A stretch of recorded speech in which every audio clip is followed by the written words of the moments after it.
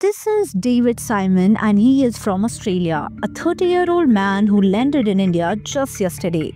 But what's shocking is by today he already has an Aadhaar card, a PAN card, a voter ID and even a driving license. No, he is not married to an Indian and he didn't apply the legal way.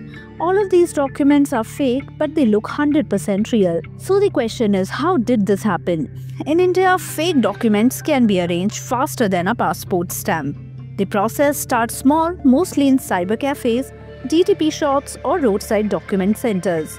People there have access to illegal templates of real government IDs. These templates are downloaded from secret websites or Telegram groups.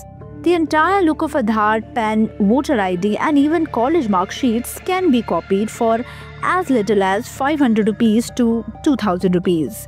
Once someone gives their name, photo and basic info, the operator edits the details using software like Photoshop or CorelDRAW. They print it out with high-quality laser printers, sometimes even adding fake holograms and seals. Within hours, a completely fake but believable identity is ready. This isn't limited to just foreign nationals. Indians do it too. From faking birth certificates to school degrees to land papers, everything can be arranged. What's even more dangerous is that sometimes insiders in government departments help push these fake identities into the official system. When this happens, the forged document even passes basic verification scans. That's when it becomes not just forgery but a national security issue. This didn't start yesterday. The history of fake documents in India goes back to the 1980s. At that time, typewriters, stamps and carbon paper were used to create duplicate ration cards and mark sheets. But after the digital boom, the racket became high-tech. Today, fake MBBS degrees, engineering diplomas and even income certificates are being sold openly in many cities, including Delhi, Patna, Hyderabad and Mumbai. Why should the common person worry? Because these fake documents are not just used to fool the system, they are used to cheat people. Someone with a fake caste certificate might grab your college seat.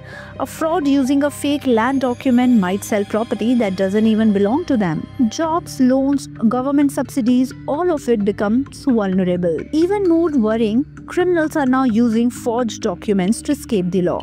There are real cases where people charged with serious crimes have created entirely new identities using fake Aadhaar and voter ID. If a system can't even identify its citizens properly, it opens the door for terrorism, corruption and identity theft. The government has taken steps. QR codes are now added to mark sheets and Aadhaar. The DigiLocker app is being promoted so that people carry digital verified documents instead of photocopies. Police are regularly arresting people running fake document shops. In some raids, even university staff and municipal officers were caught as part of the racket. Still, the problem is far from solved. As a citizen, the responsibility is partially ours too. When buying land, always verify the ownership with the registrar's office.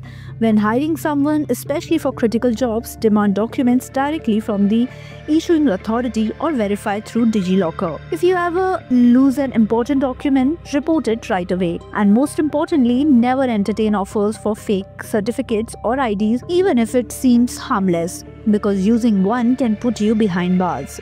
If we fail to control this issue, the larger damage will be to our trust in the system. Think about it, if anyone can buy a fake MBBS degree, how will you know whether your doctor is real?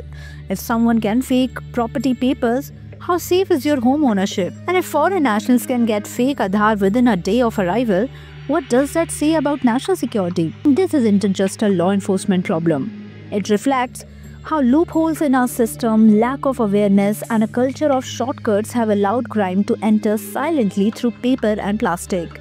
If we don't fix it now, we won't just lose money, we will lose faith in the very documents that are supposed to protect our identity.